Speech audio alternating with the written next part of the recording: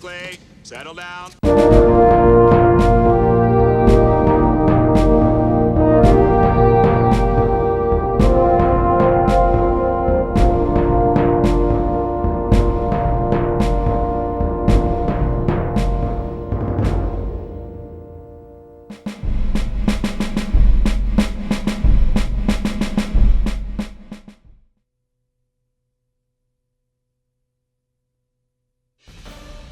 The concept of transporting the injured by aircraft has its origins in the military, and the concept of using aircraft as ambulances is almost as old as powered flight itself.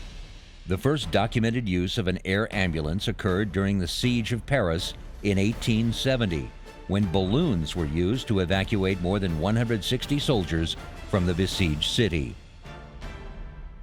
During the Great War, the first true air ambulance flight was made when a Serbian officer was flown from the battlefield to hospital by a plane of the French Air Service. Records kept by the French at the time indicated that for casualties evacuated by air within 6 hours of injury, the mortality rate among the wounded fell from 60% to less than 10%, a staggering reduction.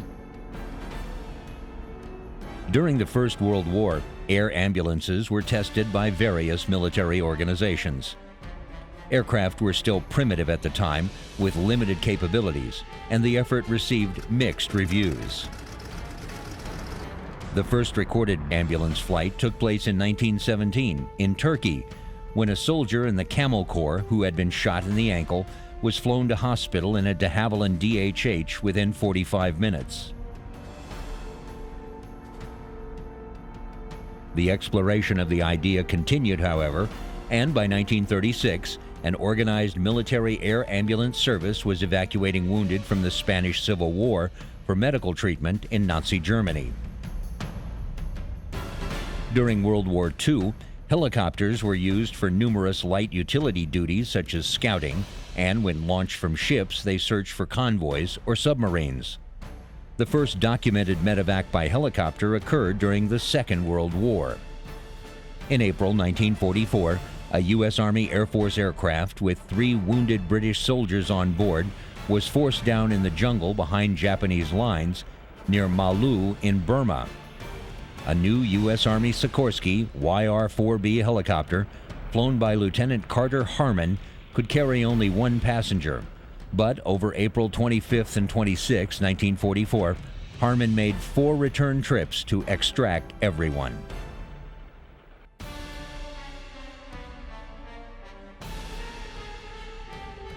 They also carried out a large medevac operation in June 1945, when helicopters airlifted at least 70 wounded soldiers from the front lines in Lausanne to rear area hospitals, marking the first time that U.S. helicopters came under concentrated enemy fire.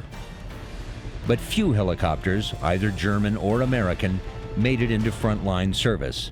That changed by the time the Korean War took place.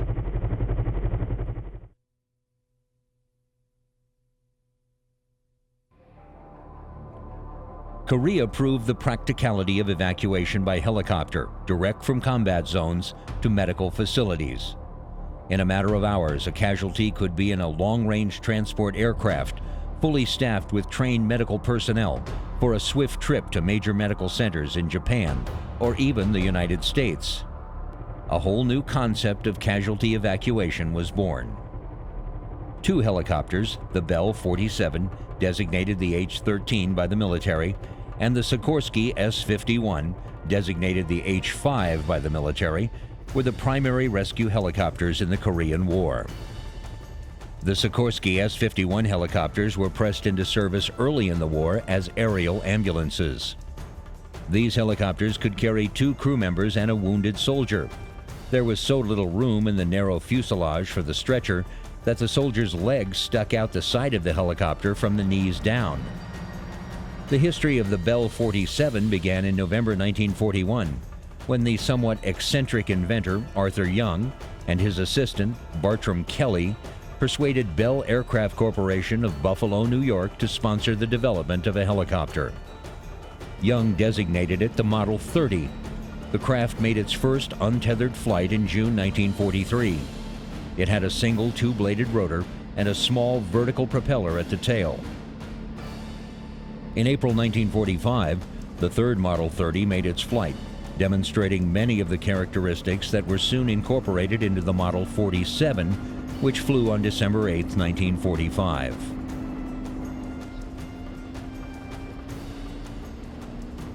The first dedicated use of helicopters by U.S. forces occurred during the Korean War, during the period from 1950 to 1953.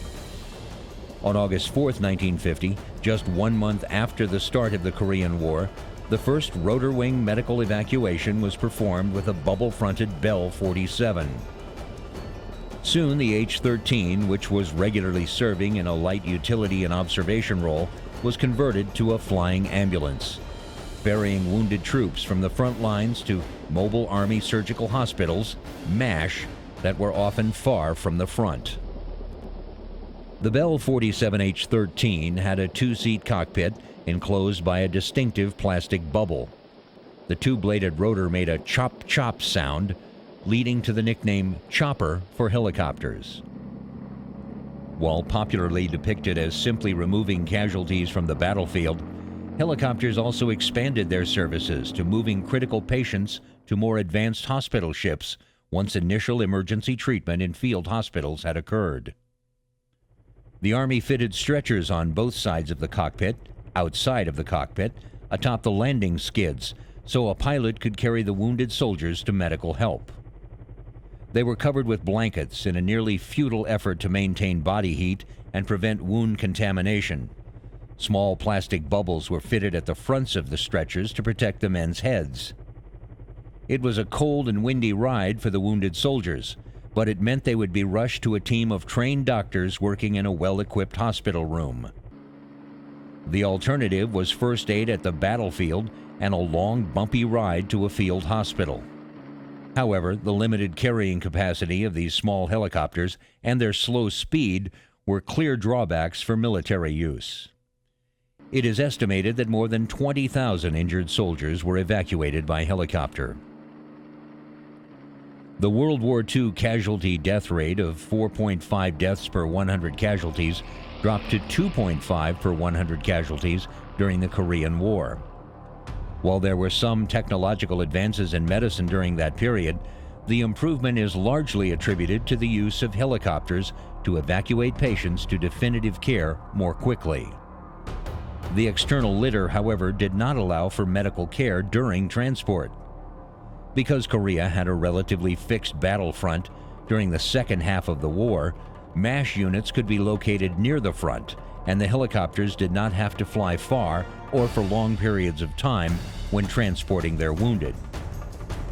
This was not the case only a few years later in Vietnam, where there were no clear front lines, and Medivac helicopters often had to fly into battles to retrieve the wounded and carry them great distances to medical help. By the mid-1950s, the U.S. Army began searching for a replacement Medivac aircraft for the Bell Model 47, and soon selected the Bell Model HU-1A Huey. The Model 205 prototype flew on August 16, 1961. 7 pre-production prototype aircraft had been delivered for testing at Edwards Air Force Base, starting in March 1961. The 205 was initially equipped with a 44-foot main rotor and a Lycoming T50L9 engine with 1,100 horsepower. The rotor was lengthened to 48 feet. In 1966, Bell installed the 1,400 horsepower Lycoming T53L13 engine to provide more power for the aircraft. Production models in this configuration were designated as the UH-1H.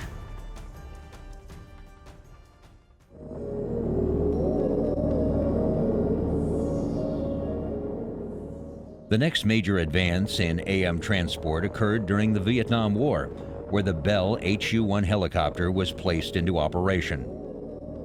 For Jack Teasing, flying the HU-1 in Vietnam was a graduate school in flying. Basically, we unloaded the aircraft, put them together, test flew them, and again, most of the guys I flew with had been there before. So I'm flying with second tour boys that were very, very good at what they did and showed you how to do things with that UH-1 that was not taught to you in flight school. I remember one captain telling me, he said, "You're probably not going to make it out of here alive, but listen to what I have to tell you, and let me show you how to do this, and maybe you'll have a better chance at it." So that was a real sobering speech this guy made before we climbed into the cockpit, and I was all ears and eyes. Basically, yes or no, sir, show me what you have so I can stay alive. And lessons well learned, which you pass on again to somebody else as they come on board. The medic who flew into hell with the Huey pilots often did not have the luxury of an experienced voice to show them the ropes. You were popped out of a helicopter, just kind of thrown out there with your bags in that, and you're there. You're out there. You know, you didn't know what anything was about or anything like that. You were the medic. One medic was with each platoon. The next day I went with the mortar platoon, and that first mission, the next day mission, was reality. Going after this, I don't like using the terms, but crispy critters, a couple guys down in a helicopter, going out looking for them and stuff like that. And that's when it hit. And it said, then you wondered, what the heck? And like I said, I had some age going for me, but I had one plus being a medic, because right away then you had a job. You know, these kids that were infantrymen and people like that, those poor guys, you know, they had jobs, but you know, at least what I could do is I could hide behind my job. I could say, well, I have no idea what this Vietnam thing is, who that poor guy is we're shooting at or anything like that, but I'm here to take care of my man. And I always thank the dear Lord for that. I always thank being a medic. I carried a weapon. I carried a 45 in plastic, you know, so it wouldn't get wet. And I think I only had to take it out one time, and thank God the poor guy that I was taken out to was just as young and scared, and he took off. You know, I was always very, very happy that I was a medic. Affectionately known as the Huey, this aircraft was large enough to hold patients inside, where medical personnel could begin treatment during the flight to a field hospital. The mass deployment of these aircraft as medevac units reduced the average delay of treatment to 1 hour. The ability to carry patients inside the aircraft was a key element in the reduction of mortality and morbidity. Military medics performed procedures previously done only by physicians. They started central lines, inserted chest tubes, and sutured bleeding wounds. This care, coupled with the initiation of specialty hospitals for the treatment of different types of injuries, resulted in a reduction in the mortality rate to 1 death per 100 casualties. While early short-body Hueys were a success, the Army wanted a version that could carry more troops and wounded soldiers. Bell's solution was to stretch the HU-1B fuselage by 41 inches and use the extra space to fit 4 seats next to the transmission facing out. Seating capacity increased to 15, including crew. The enlarged cabin could also accommodate 6 stretchers and a medic, 2 more than the earlier models. In place of the earlier model's sliding side doors with a single window, larger doors were fitted, which had 2 windows plus a small hinged panel with an optional window providing access to the cabin.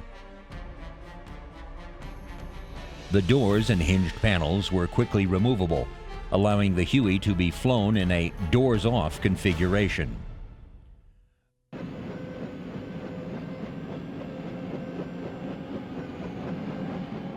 In early 1962, the 57th Medical Detachment Helicopter Ambulance went to Vietnam to provide medevac service to the Army of the Republic of Vietnam, ARVN forces. The unit's Hueys often had large red crosses painted on their sides and nose. The Hueys quickly became the primary medevac helicopter of the war. The medevac Hueys were known by their radio call sign, Dust Off, for the dirt they kicked up as they took the wounded to safety. Most served in the Army, although both the Navy and Marines used their Hueys for similar tasks. Although almost never armed, dust-off Hueys sometimes dropped off supplies and even ammunition to troops in the field, what one pilot referred to as preventive medicine. They frequently came under fire, and many were shot down. The large red crosses on their sides did not provide them with immunity. Dust-off pilots often earned reputations for immense bravery, risking themselves and their aircraft to remove wounded soldiers during intense firefights. The dust-off call sign was acquired by the Medivac units in Vietnam in January 1964, ironically and quite appropriately by way of medical necessity. The occasion was a bloody two-day operation west of Saigon near the Cambodian border in early January 1964. At the time, all combat units utilized randomly selected call signs controlled by the Navy Support Activity Vietnam, which were changed periodically in accordance with signal operating instructions in the interest of security. The call sign of 57th Med Detachment on that day happened to be Dust Off. Fighting was heavy. Casualties were mounting, evacs were continuous, and communication between the evac helicopters and ground commanders was overwhelming. At the time that the code changeover was ordered to occur, the major ground commander as well as the medevac air crews became concerned that, due to the battlefield chaos, switching to a new call sign may jeopardize evacuation. At the request of the ground commander, the 57th Med Commander agreed immediately to delay the call sign changeover. After the operation, it was decided that a permanent aeromedical evacuation call sign would help avoid possible future mission impairment. Within a few days, official approval was received for the permanent call sign change to Dust Off.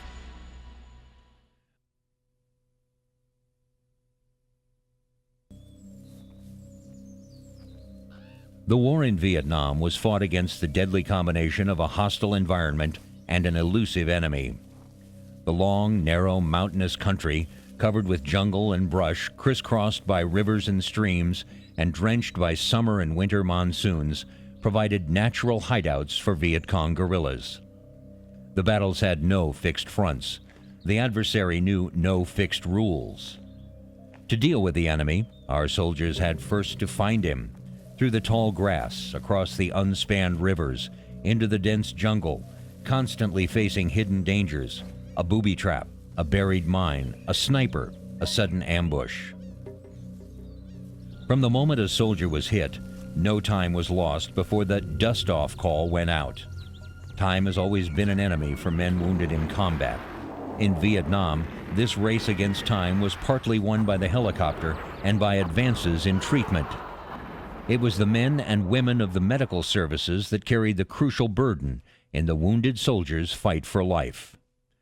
The medevac pilots were a rare breed with an absolute love of flying. I loved aviation, I guess, since I was a little kid. For some reason, I knew that I had a fascination with flying machines, and I really never planned on flying helicopters. I wanted to be a fighter pilot and join this. I was in uniform most of my life, Cub Scouts, Boy Scouts, Civil Air Patrol, ROTC at the University of Connecticut. For some reason, I felt comfortable there. But I always had a fascination for aircraft, and I always knew I wanted to fly. And as I got older, it got to the point I didn't care who I flew for. As long as I was a military aviator, that's what I wanted. And the Army afforded me the chance to go from high school to flight school. And I had planned again to possibly apply for naval aviation, but I was like a semester short. And I looked into the Army and it looked good. From the moment a soldier was hit, no time was lost. The burden of an extra minute could break the thin thread of life. The fights for life began with the medics who served with the ground units. Even in the middle of the fight, the medics were there to give first aid to the fallen soldier. While giving whatever medical help they could offer in the field, the medic would order the radio operator to call for a dust-off. Raider Alpha 6, long bid dust-off control, over. This is Raider Alpha 6. I have an urgent dust-off mission. Coordinates Yankee Uniform 607895. That call for help would send the medevacs racing to the aid of the ground troops. The average flight time from the LZ pickup to any well-staffed and equipped medical facility was 1 hour or less. To this day, I can hear a Huey. I mean, it's a very distinct sound, and that's what the dust-off pilots used. And I must say I give all the credit in the world. My heroes of Vietnam are the combat medics and the dust-off pilots, because they saved so many lives just by putting a chopper down in a place where no one thought they could ever put a chopper, and getting those victims on that chopper and getting them to the hospitals as quickly as they did.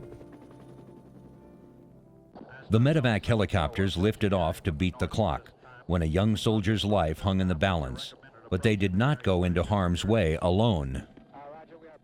Every time we took off on a Medivac, we had a Huey gunship that supported us, and they flew behind us when we went out. As soon as we took off, they took off behind us, and in case we needed help, we would call and tell them where the enemy was shooting at us from, and so forth like that.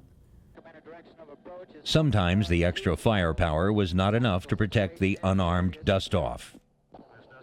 I think my first experience with Medivac was up in Icor in the mountains, and I pulled some night Medivac in the mountains, and that's hairy. Night flying in the days before night vision was not for the faint of heart. We had not only daylight missions with the helicopters, but we had night missions.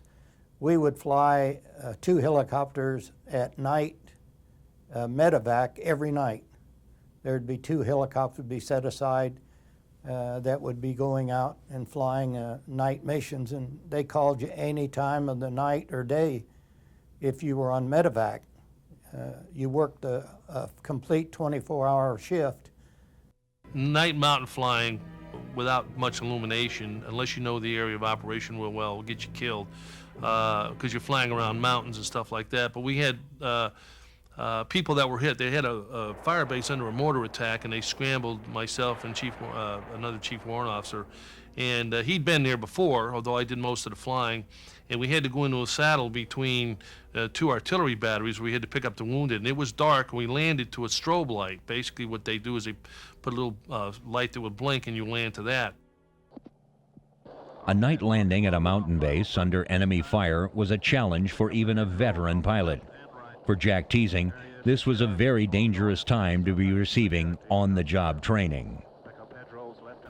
And I remember making the approach, and we turned off all our lights. I think I hit the landing light really quickly just before I touched down to see where I was landing, and shut it off.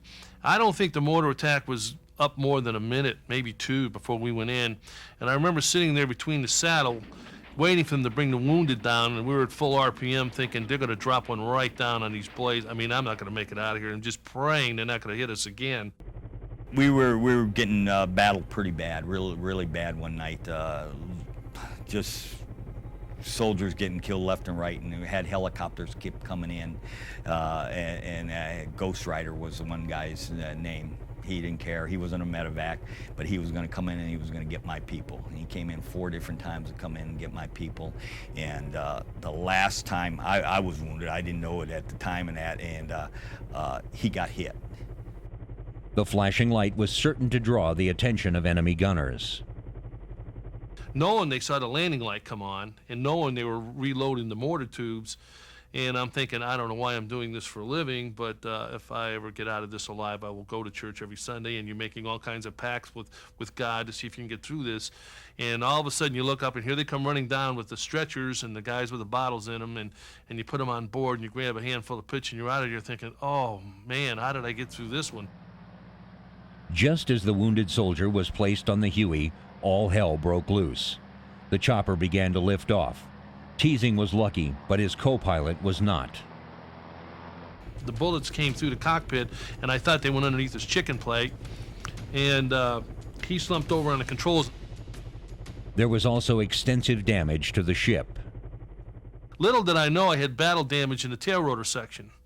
Well, I had another ship come up, and I said I was hit, and another ship come up, looked me over, and I wasn't leaking any fluid, so I looked down and said everything was in the green. Teasing was now facing a situation that his training never covered. When it was going on, I just remember saying to myself, I know I'm going to die, but I'm very busy. I remember saying that. And the tower kept screaming what was the matter, and I didn't have time to talk to him. I had an airplane that was totally out of control, You know, it's kind of an instantaneous course on how to fly an aircraft out of control. They didn't cover that in flight school, by the way. You hear the radios, dust off. Dust off is calling our hospital and telling us where they are, how many casualties they got, what kind they are, and how far away they are, what their, ETA 4 minutes or whatever, and what kind of injuries they have, so we know what to get the doctor, the triage officer ready. And we went to the hospital area, and there was already a helicopter on the pad, and I chose not to land there. There was 2-story buildings all around the helipad there at the hospital. Our hospital was on a bluff about 85 feet high, overlooking the South China Sea, and the helipad was right outside the door to the emergency room, so that when the helicopters started coming in, the wind, of course, from the propellers just blew right through the emergency room, and you could hear them. To this day, I can hear a Huey. With a wounded ship and another bird on the pad, Teasing had to find some place to set Huey and his wounded Marine down. So I decided to land over a ditch, and of course this kid still slumped over the controls, and there was nobody on board but me and the crew. And we got down to bottom, and I don't know what snapped back there, but I lost my tail rotor. I don't know whether I lost the shaft or the control. I had no idea. There was no way of knowing. And she started to spin out of the control. Well, I couldn't do a hovering out of rotation because I was over a ditch and I was next to the hospital. And if I'd have rolled this thing in a ball, I'd have killed everybody in the hospital. So I opted to go back in the air. As Teasing tried to get some air under his ship, the wounded helicopter began to fight back. And at this time, the airplane's going out of control, going round and round, and I'm trying to learn how to fly a helicopter without the tail rotor controls, and it's quite an interesting experience. And the guy next to me who decides to wake up and get out of controls with me, which is a no-no. And we went round and round, and finally I landed the aircraft, and right there at the hospital area, where I wasn't going to land in the first place, and they took him into the hospital, and I shut the aircraft down and got out and sat down and couldn't get up. You hear that Huey coming, whether you're on duty or not, you hear it coming, and the first thing you do is run to the emergency room to see, if you're not on duty, to see if they need extra help, or how many casualties do they have coming. And you stand at the door and you watch the chopper land, and the medics run out. Whoever's available runs out to the chopper to start bringing the gurneys in. With his wounded soldiers in the hands of the medical team, the impact of what had just happened left Teasing paralyzed. I remember a bunch of guys from the area came over and wanted to talk to me. I just could not stand up. They had to help me up. I guess that was the worst I ever physically felt as far as being afraid. And I can't remember how long that was. It might have been 10 minutes. It might have been a half hour. I know I finally obviously did get up, but I was pretty afraid. Every day, several times a day, for 13 long months or until they were killed, the Medivac pilots flew their missions of mercy. During my time in Vietnam, I flew I was there 13 months, and I flew something over 1,300 hours of flight time. So I had a lot of long, busy days. That was one of my worst ones. I didn't think I'd be able to talk about it, but I guess I can. That was one of my worst ones. I was supposed to get on this aircraft and go in later, and my buddy said, "Why don't you go get the beer? You go on the first one." And I went on the first one, and then probably what happened, we had a lot of terrible, goofy accidents. We got killed a lot by our own crap, our own stuff, And I waited about an hour and a half, and my buddy wasn't coming on any of those aircrafts. And finally, me and a priest went down to one of the tents, and we found his body where he got blown up. Those are the things, and you don't know why. You got your friend laying in a tent, this death tent, and you're going by looking, and you got Vietnamese there, the enemy. And they're treating him almost better or something, It's probably all up in here. That was bad. That was rough. I started kicking a few of those, and I'm not a violent person at all. And that's when the chaplain took me. The chaplains are really aces as far as I'm going. And that was my roughest. That was my roughest. Young kid from Alabama that was a conscientious objector, changed his mind. He carried a .45, and I lost him, and he was one of my best buddies. That's the one that went on the aircraft after me.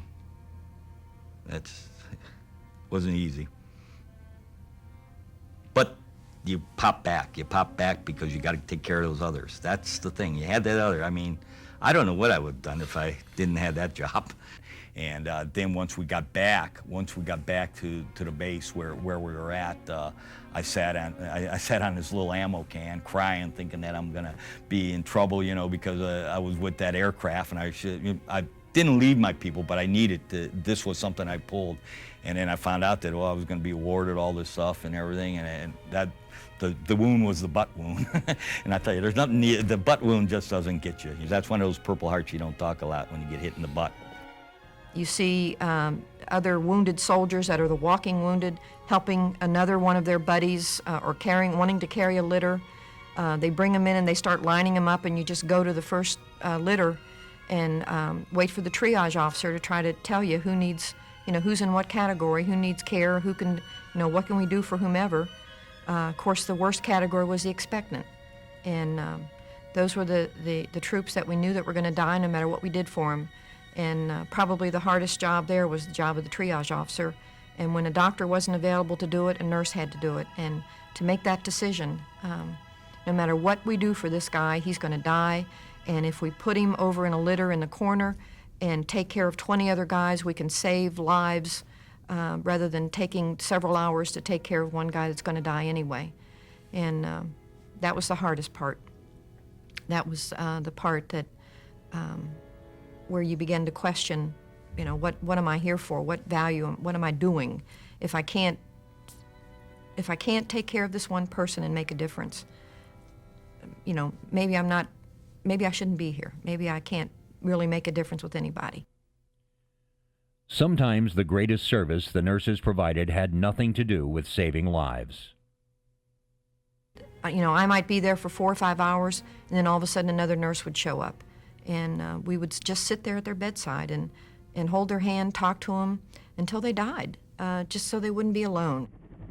Sometimes death was not that easy.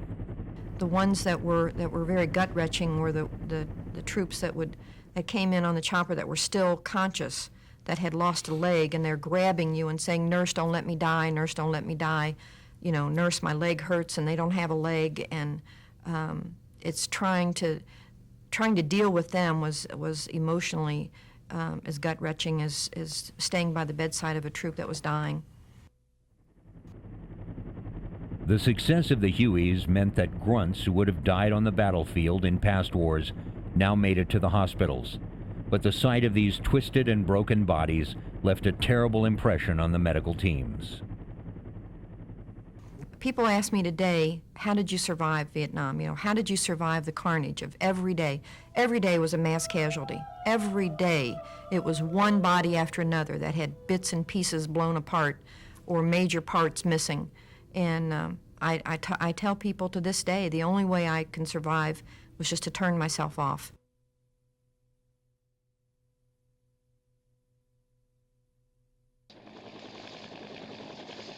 By the 1980s, the U.S. Army began replacing the Huey with the Sikorsky UH-60 Blackhawk in the Medivac role. The military's requirement was the ability to carry a greater number of wounded, and the Blackhawk's larger fuselage and higher speed compared to the Huey made it highly valuable in 1991 during Operation Desert Storm. But the Army also changed tactics. Medivac helicopters no longer went into firefights to retrieve the wounded.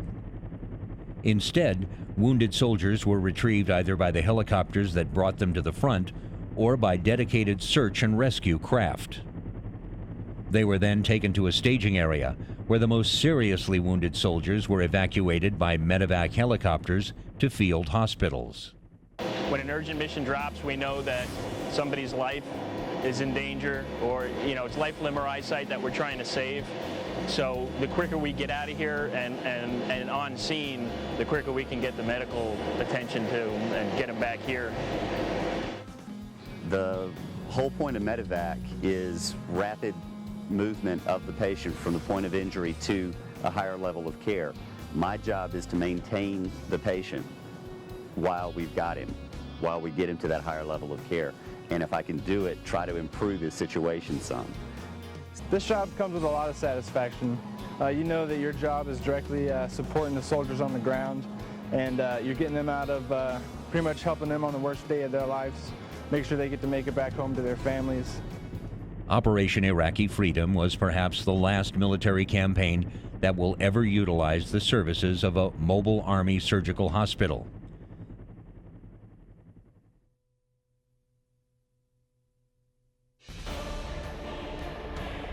Military transport helicopters are used in places where the use of conventional aircraft is impossible.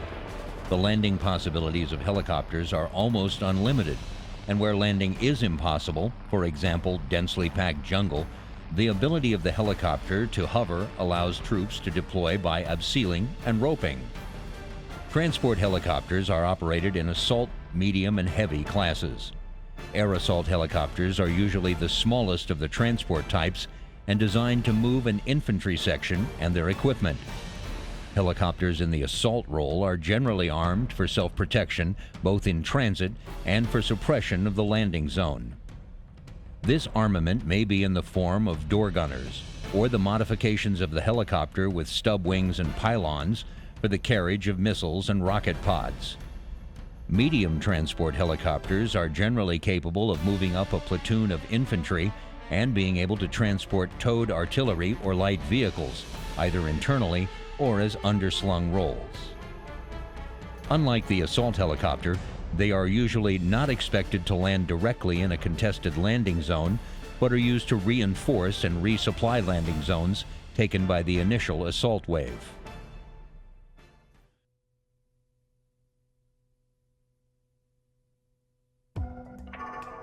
The Piasecki H-21 Workhorse Shawnee is an American helicopter, the fourth of a line of tandem rotor helicopters designed and built by Piasecki Helicopter.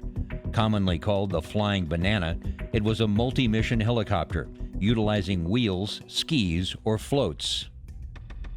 Piasecki Helicopter designed and successfully sold to the U.S. Navy a series of tandem rotor helicopters, starting with the HRP-1 of 1944. The HRP-1 was nicknamed the Flying Banana because of the upward angle of the aft fuselage that ensured the large rotors did not hit each other in flight. The name would later be applied to other Piasecki helicopters of similar design, including the H-21. In 1949, Piasecki proposed the YH-21A Workhorse to the United States Air Force, which was an improved all-metal derivative of the HRP-1. After its maiden flight in April 1952, the Air Force ordered 32 H-21A SAR models and 163 of the more powerful H-21B assault transport variant. The H-21C saw extensive service with the U.S. Army, primarily for use in transporting troops and supplies. Various experiments were made by the Army in arming the H-21C as a gunship. One experimental version was tested stateside with a Boeing B-29 Superfortress 50 caliber remote turret mounted under the nose. Relatively slow, the CH-21's unprotected control cables and fuel lines proved vulnerable to the enhanced threat posed by NVA and Viet Cong ground forces, which were increasingly well supplied with automatic small arms and heavy anti-aircraft machine guns.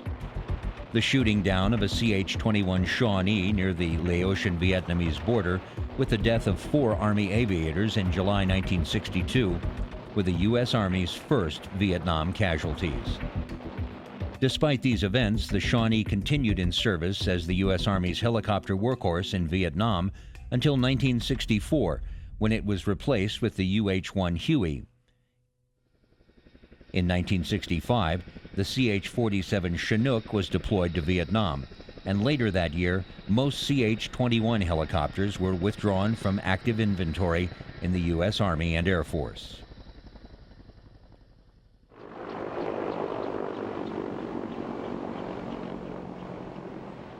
Heavy lift helicopters are the largest and most capable of the transport types. Currently limited in service to the CH-53 Sea Stallion and related CH-53E Super Stallion, CH-47 Chinook, MiL-26, and Aerospatiale Super Freelon. The Sikorsky CH-53E Super Stallion is the largest and heaviest helicopter in the United States military. It was developed from the CH-53 Sea Stallion, mainly by adding a third engine, a seventh blade to the main rotor, and canting the tail rotor 20 degrees. Sailors commonly refer to the Super Stallion as the Hurricane Maker because of the downwash the helicopter generates. It was built by Sikorsky Aircraft for the United States Marine Corps. The less common MH-56E Sea Dragon fills the United States Navy's need for long-range minesweeping or airborne mine countermeasures (AMCM) missions and performs heavy lift duties for the Navy. The CH-53E, MH-53E are designated S-80 by Sikorsky. Currently under development is the CH-53K, which will be equipped with new engines, new composite rotor blades, and a wider cabin. Capable of lifting up to 80 troops and moving small AFVs, usually as slung loads, but also internally, these helicopters operate in the tactical transport role in much the same way as small fixed-wing turboprop airlifters. The lower speed, range, and increased fuel consumption of helicopters being more than compensated by their ability to operate anywhere. The U.S. Air Force's HH-53BC Super Jolly Green Giant was for special operations and combat rescue and was first deployed during the Vietnam War.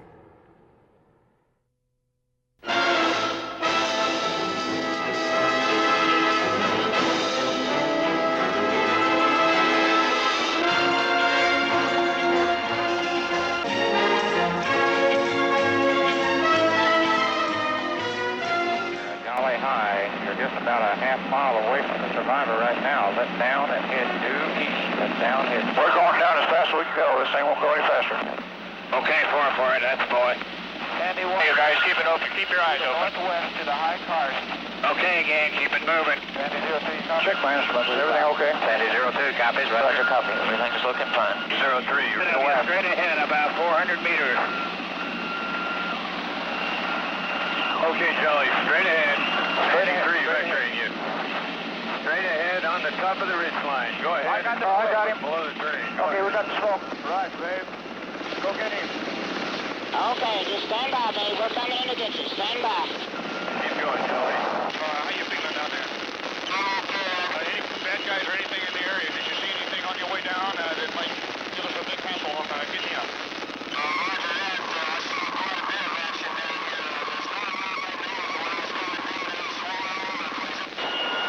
Appears to be injured.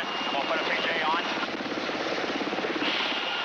getting a PJ on up there. They're going to send him down. PJ's at the door. Good. PJ's outside. Bring him down. PJ's on his way down through. Face the door. PJ's entering the Elliott aircraft. Try to force the way down. You're clear right. Quarters the way down. 5 feet off the ground. PJ's on the ground. Yes, the survivor, sir. Survivor's coming up. Hold your hover. You're close to the tree. Hold your hover. It's right about 10 foot below the aircraft. 10 foot below the aircraft. Hold your hover, babe. Hold your hover. Hold your hover. Hold your hover. Hold your hover. Hold your hover. Survivor's at the door. Survivor's coming in the door. Survivor's in and secure. Let's get the hell out of here. Okay, talk to me. We're coming out. Go on, coming out. Coming out. Okay, straight ahead. Down that valley and get low. Get low. Get low and follow that valley, Jolly. Same heading straight out of this valley here and down the saddle. We're following you. The Air Force's MH-53 HJM PAVE low helicopters were the last of the twin-engine H-53s and were equipped with extensive avionics upgrades for all-weather operation. During Operation Desert Storm, MH-53E shipboard-based Sea Dragons were used for mine-clearing operations in the Persian Gulf off Kuwait. On October 26, 2001, 3 CH-53Es aboard the USS Peleliu and 3 CH-53Es aboard USS Bataan flew 550 miles to secure the first land base in Afghanistan, Camp Rhino. This amphibious raid was the longest amphibious raid in history. The long-range capability of the CH-53Es enabled Marines to establish a southern base in Afghanistan, putting the war on the ground.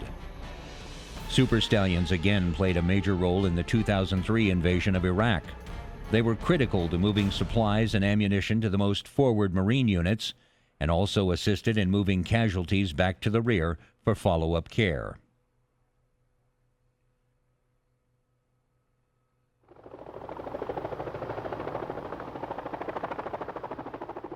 The Boeing Vertrol CH-46 Sea Knight is a medium-lift tandem-rotor transport helicopter used by the United States Marine Corps to provide all-weather, day or night assault transport of combat troops, supplies, and equipment. The CH-46 engines are coupled, so either could power both rotors in an emergency. The rotors feature 3 blades and can be folded for on-ship operations. The CH-46 has a cargo bay with a rear-loading ramp that could be removed or left open in flight for extended cargo or for parachute drops. An external winch is mounted in the forward cabin and can be used to pull external cargo on pallets into the aircraft via the ramp and rollers. A belly sling hook, which is usually rated at 10,000 pounds, could be attached for carrying external cargo. Although the hook is rated at 10,000 pounds, the limited power produced by the engines precludes the lifting of such weight. It usually has a crew of 3, but can accommodate a larger crew depending on mission specifics. The CH-46 has fixed tricycle landing gear with twin wheels on all 3 units. The gear configuration causes a nose-up stance to facilitate cargo loading and unloading. The main gear is fitted in rear sponsons that also contain fuel tanks with a total capacity of 350 gallons. It is known colloquially as the Frog and used in all Marine combat and peacetime environments since its introduction. Still regularly flown by the Marine Corps, its longevity as a reliable airframe has led to such mantras as "Frogs forever" and "Never trust a helicopter under 30." CH-46E Sea Knights were used by the United States Marine Corps during its 2003 invasion of Iraq. CH-46Es transported personnel, brought supplies to forward arming and refueling points known as FARPs, carried ammunition, and other various tasks. This is happening. We're getting the call. We're going to go. We're deploying to Kuwait for potential fall into Iraq. You, Eddie, that's my nickname throughout the Marine Corps. Eddie, you're going to go on the advanced party. You leave on Thursday. And I was just like, okay, can I leave? I probably need to go pack because this is Monday and I'm leaving in 3 or 4 days. I asked what I was going to do, and our squadron was going to be doing the FARP mission. The FARP is the Forward Arming and Refueling Point. Basically, it's a mobile gas and aviation ordnance unit or some conglomeration, whatever size you want to make it, and we would roll around the battlefield, set up at a grid square that we were given, and as the battle progressed, to continue to keep that close air support that we talked about overhead. That would be a forward place where all the aircraft could land, rearm, refit, and get right back into the fight. At the time, I didn't really even know how to spell FARP. Not many of us did. We had sported something called Weapons and Tactics Instructor Course, or WTI, which is a huge event out in Yuma every year that it's big for all your aviators, and that's their big tactics school. So we supported that. We did some of this FARP concept, but we had never done it at the tactical, no kidding tactical. We'd done it at Garrison, where we just go out, set up these massive locations, and sit there for 6 weeks in the field while the pilots are all going through their training. And we do that in the fall, we do that in the spring, and that's what NWSS did. So this was going to be a new concept, and we were going to task organize our companies, because there was a transportation company, an engineer company, an airfield operations company, and a headquarters company.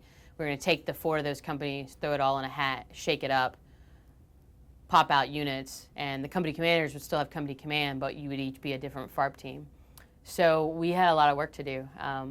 We didn't really, this was going to be new to us. So we got ready to go Thursday. As things go, we didn't leave exactly Thursday. I think we left the following week. In the meantime, I had some of the rest of my company going in to do some of the offload of the equipment that some of the pre-positioned ships that we have out, they were going to offload that equipment in Kuwait. Our unit didn't have, because we were so late on the docket, so to speak, to deploy, we were embarking all our gear, but it wasn't going to make it in time because I had to, slow boat to China kind of thing. So once we got over there, we were going to be sharing gear with other units. Or not sharing, but all the units would have to go back to the stubby pencil drill and see, no kidding, what gear do I need? What gear can I live without? How do I spread load this gear among 5 units, vice 4, or whatever the number was. So it was getting ready to get really exciting and scary in many ways. Not, nail-biting scary, but just like, holy crap, this is it. Now we're doing what we've been trained to do. And, oh yeah, we got a lot of training to do because I'm not really sure what we're going to do. While the United States Navy retired the airframe on September 24, 2004, replacing it with the MH-60 Nighthawk, the Marine Corps plans to maintain its fleet until the MV-22 is fully fielded. The replacement process is expected to continue through the other medium helicopter squadrons into 2014.